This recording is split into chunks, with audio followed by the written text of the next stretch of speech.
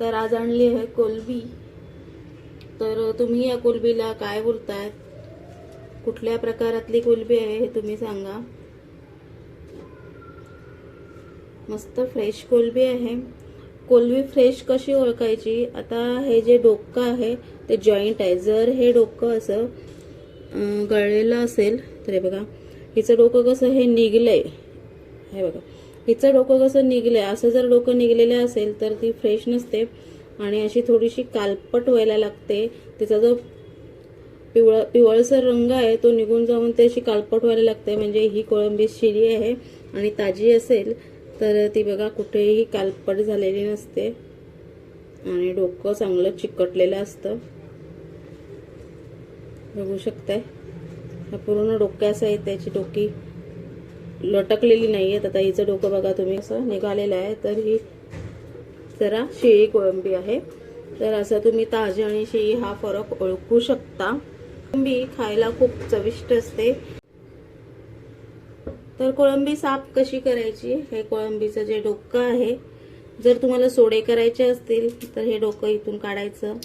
काही जण तर डोकं पूर्ण असं उपटून काढतात, पण इथे हा जो भाग आहे याच्यात खूप, हा भाग जर काढला नाही तर तुमचं कालवण खूप चविष्ट होतं।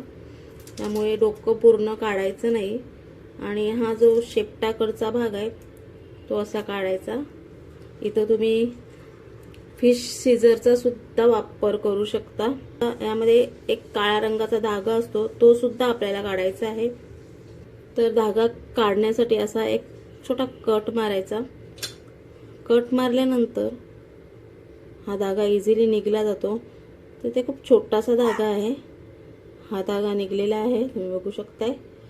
तर अशा प्रकारे ही कोळंबीतली घाण काढायची आणि कोळंबी अशी साफ करायची।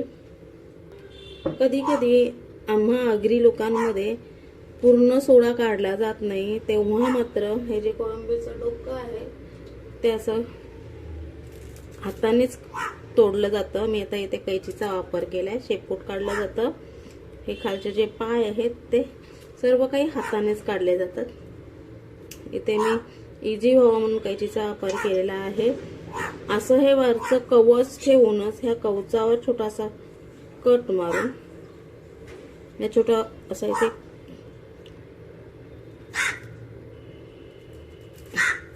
असा छोटासा एक कट मारून त्याच्यातून फक्त धागा ओढायचा आणि अशा प्रकारे ही कोळंबी स्वच्छ झालेली आहे। कोळंबीच्या डोक्याकडे इथे एक पिशवी असते घाणीची, ती सुद्धा इथून ओढून काढायची। ही अशी पिशवी ही सुद्धा काढायची। ही कोळंबी जी आहे ती आपल्या पोटाला बाधत नाही।